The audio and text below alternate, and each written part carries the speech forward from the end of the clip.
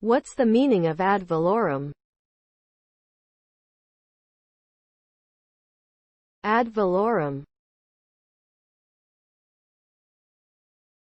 Ad valorem. Ad valorem.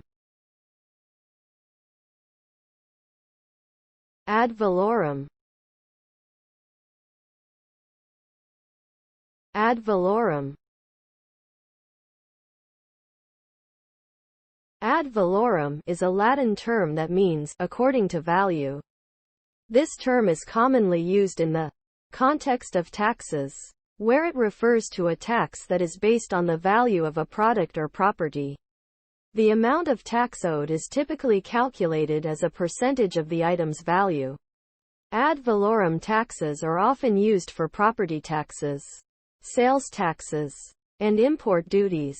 These taxes can be controversial and are sometimes criticized for being regressive, as they may place a greater burden on those with lower incomes who own valuable property or goods.